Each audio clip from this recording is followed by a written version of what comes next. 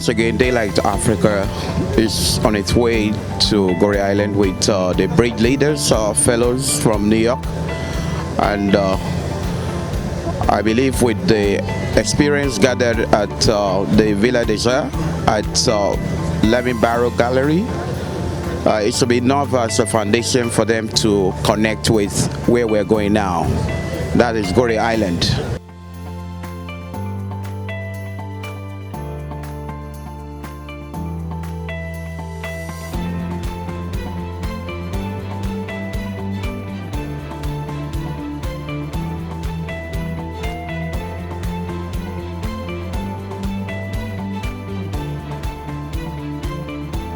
We're on our way to Goree Island.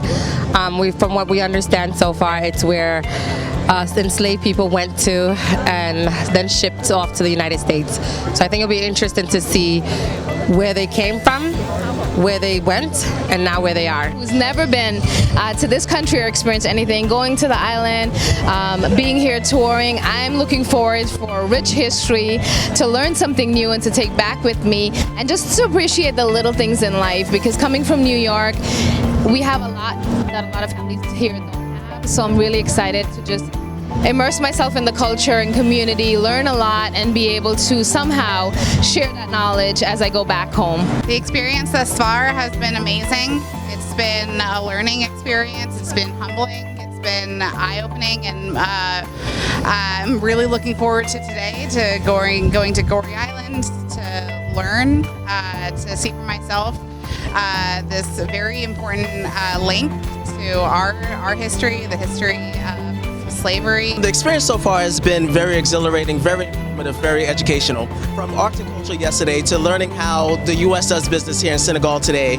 to now delving into our shared history, delving into the Atlantic slave trade. I'm very much looking forward to this experience, seeing how this affects my worldview, and really debunking the myths that has taken place in the history books in our shared education system in America for so long. I really enjoyed having this experience with my cohorts.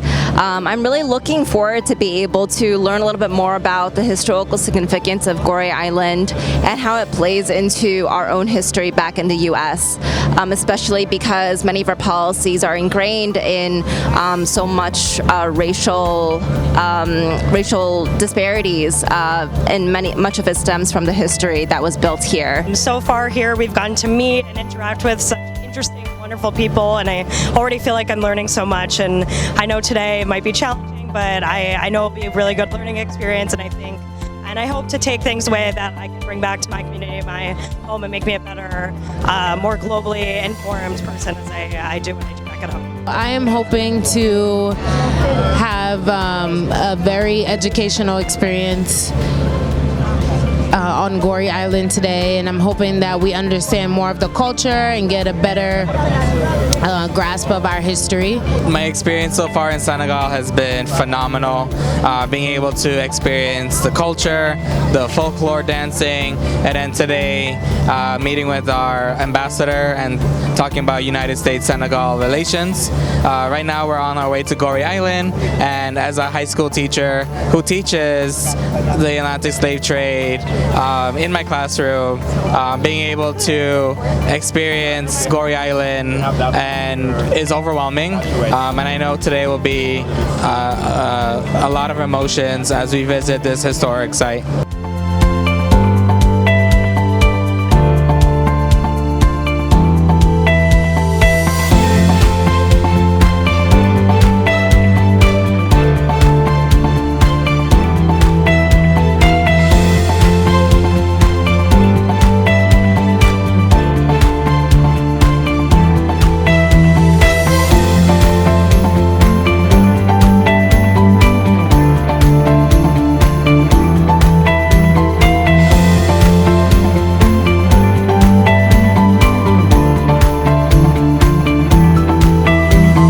Technically speaking, as we've heard from some of these fellows what they hope to get from the island, I believe that it's going to be productive, and it's going to be, of course, emotional, as some of them say.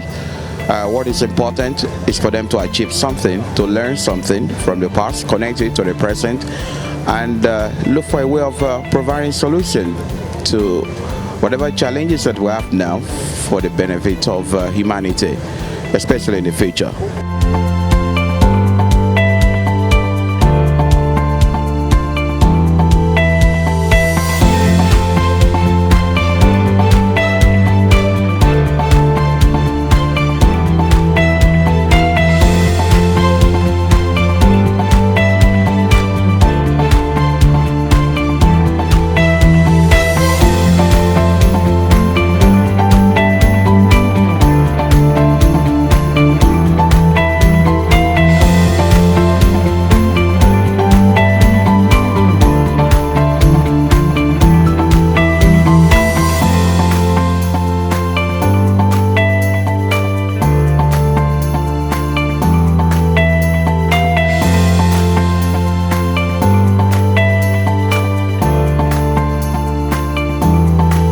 When you go to the African Renaissance Monument in Dakar, African Renaissance Monument was a volcanic place.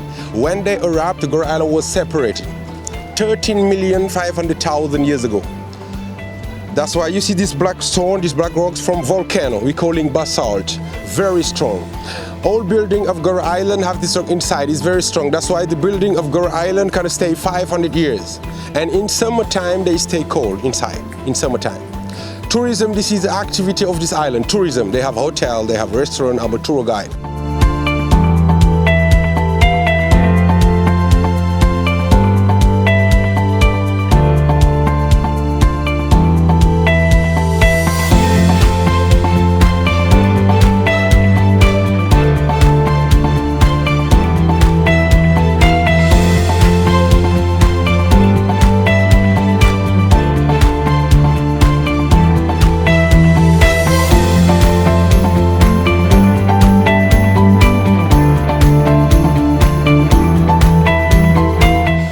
Goree Island was 28 slave houses around Goree Island, 28, face to the ocean. And they put 200 slaves per house, 200 slaves. And all slaves wait here 3 months by 3 months because the European ship came every 3 months and take all slaves same time. But now the state of Senegal keep only one house for make museum because the other one is habitation. We go now see the house of slaves.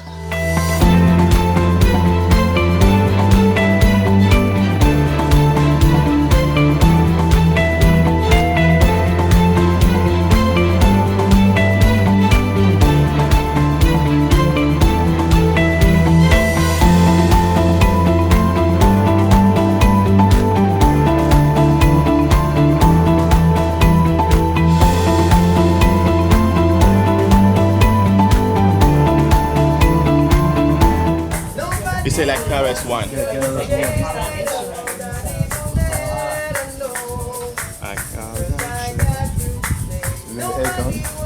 Of course. Because in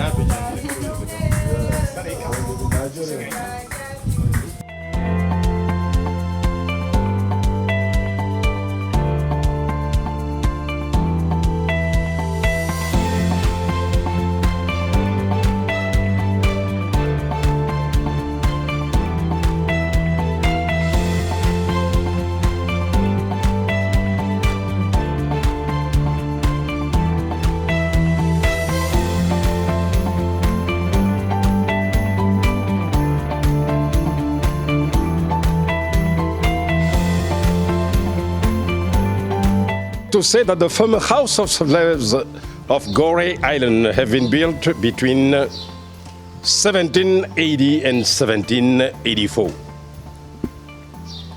That is why the house of slaves was one of the latest to be built in the island of Goree. Because the first dated from 1536, built by the Portuguese. The Portuguese were the first Europeans to have set foot in Goree Island in 1444. And during a very long time, this island was between rivalries of European nations battling to control the harbor.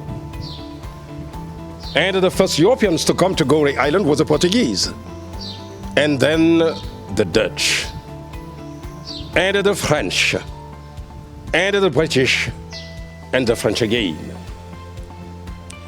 After the abolition of the slave trade by France in 1848, decolonization replaced slavery and the slave trade. But finally, the French stayed in Goree Island until 1960, date of the independence of Senegal. And during the full period of slavery, in this very small compound, 150 to 200 people, men, women, and children, living separately downstairs, according sex or age. But the duration of the stay for slaves usually was very long. When they arrived in the plantations in America, they took the names of the owners. So that's why usually black people in US had Anglo-Saxon names. Brazil, Portuguese names. Cuba, Spanish names. Haiti or West Indies, French names. And also, since they separate men, women, and children, that is why inside one can see cells located on the right and left. That corresponds to the typical cell reserved for only men. Inside, 15 to 20 men. Usually, they were sitting down all along the wall, back against the wall, shackles in the neck and the arms. But they freed them once a day, just in order to permit them to go outside for themselves. But most of the time, they live inside in so bad sanitation conditions that the first plague of epidemic that ravaged the entire island of Goree in 1779 took place from a house like this. And most of the houses surrounding the island of Goree was from slave houses. But during the slave trade, usually in slave houses, the traders have had sex with virgin girls. But once a girl was pregnant, they freed her in Goree Island or in Saint Louis. Saint Louis, the former capital of Senegal, located on the northern part of the country. So that is why in 1815, after the Viennese Congress, when Goree and Saint Louis was given back to France, many of the mulattoes became French citizenship. Kids from 6 years old until 17, but also a very small cell with a corridor leading to the bottom. Usually children lay down on the floor like fishes in sardine boxes. But we have noticed that inside corresponds to the highest death rate. Also, once inside, what is particular is the windows. But the purpose of the windows was first to destroy the privacy, secondly to prevent escape. And today we have to keep in mind that finally slave houses constitute the starting point of the destruction of the African family structure. So the price of a man was of 60 kg was exactly the same with the price of a virgin girl. It corresponds to a barrel of rum or wine, sometimes a firearm. And the price of a woman was for time cheaper. And under the stairs was where they put the rebellious slaves. Just because they use it as a punishment for slaves. No window, just an iron door with bars. And the problem for the guards was not to know exactly how many captives it was possible to put inside at the same time. It was just how to shut the door after the captives. Just because usually they consider captives not as human beings, but as a simple merchandise. Also the last but not least is this corridor with the door leading to the bottom. It is a door of the voyage without return, because when a slave step out from the door, for the slave it seems bye-bye Africa. Just because after the door was a kind of wooden bridge, but usually captives use the wooden bridge just in order to catch a small canoes from the bridge because of rocks to go to the big ships, who usually was far away. And also that is why one can see two first corridors located on the right and left. Also inside the last two corridors usually was standing the guards. And usually they choose guards among slaves, domestic slaves. But once they go, they change them from the ankles 2 by 2. With the middle of the chain between the two legs of the slaves also was attached a very big iron ball, around 10 kilograms, 300 grams. That is why when a slave attempts to escape by jumping, for example, he can go far away, or beaten by the guards, or eaten by the sharks, due to the people who were sick or agonizing. More than 20 slave houses like this. Today, many of them disappear. But also many of them became private houses. But this one belonged to the Senegalese state. So that's why we keep it as a place of memory and reconciliation. And the slave trade in total lasts 300 years on Goree Island. From 1536 until 1848, during which 15 or 20 million of black people coming from all the western coast, who left the western coast to Americas. North America, Central America, South America, United States, Brazil, Cuba, Haiti, West Indies, and the Caribbean too. But more than 6 million of them died because of deprivation or bad treatment. And we have noticed that the slave trade finally concerned only the best African ethnic groups of Bikos selected. I've been in several places in the world where humans become inhuman.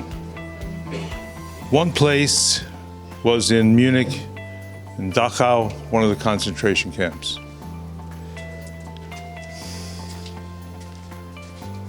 It is beyond anyone's imagination to see what they call the execution zones, similar type of housing, not as old, but similar type of catalyzation.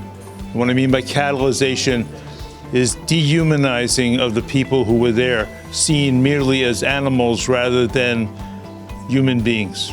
I cannot begin to imagine when you described people being forced into such areas or forced into such areas, but the scene of walking out the door. The purpose of this fellowship is to ensure that things like this do not happen again. We didn't bring you here for shock value. We didn't bring you here to see ancient or new history of inhuman suffering. We brought you here to make a vow in your lives that you, as you rise in your relationship and your careers, will never allow such horror to happen within the world you live in. We are in Goree Island, and I'm exactly standing at the door of no return. This is the door of no return. This is the city. There's nothing there. Millions of slaves have gone through this specific door. Millions of people who look just like me have gone through this door. This is a door that has many, I don't even know how to put it, like, I'm trying to find a word that could depict the pain, the horror that, my people went through. For me to be standing here, trying to relieve a little bit, like trying to be where they were before, this is very painful, and we should never, ever forget about the painful legacy of slavery. And it's unfortunate that today we'll still see a lot of people thinking slavery was just a joke. This is like we're touching slavery with our own hands today. This is really sad. And I'm not happy to be here, but it's also important for us to be here so that we should never ever forget about how humanity hurt itself and how the black people have suffered.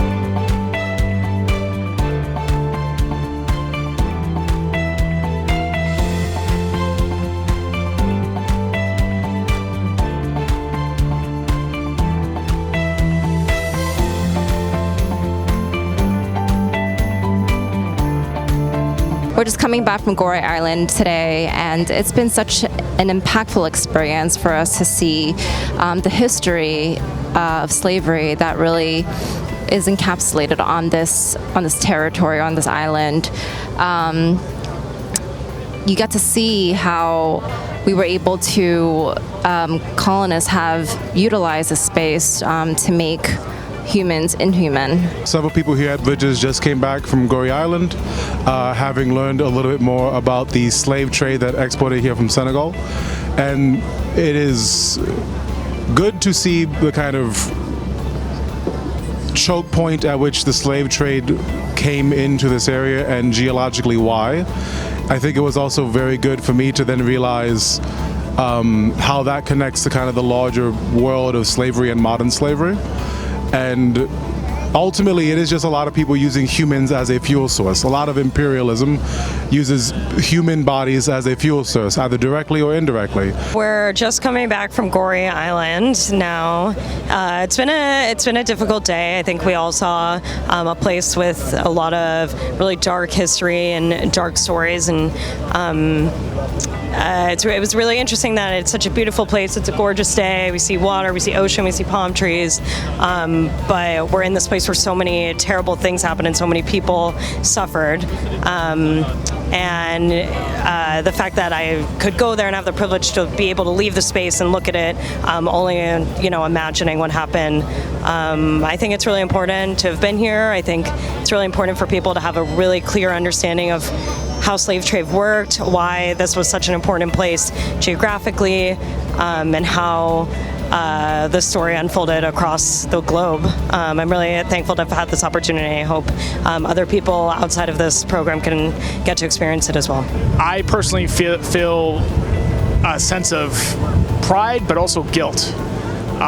Because this is something that should never have happened. As humans, we should have objectively seen this as a real evil, and I really wish that people would have done more to prevent this from happening. The one vow that we all took as a group is to ensure that in whatever positions we assume throughout our life, to ensure that this never happens again, and to ensure that people understand what happened and understand the history. So Goree Island is a life-changing place. I definitely hope to come back. I think the thing that impacted me the most was the idea that it's still happening today.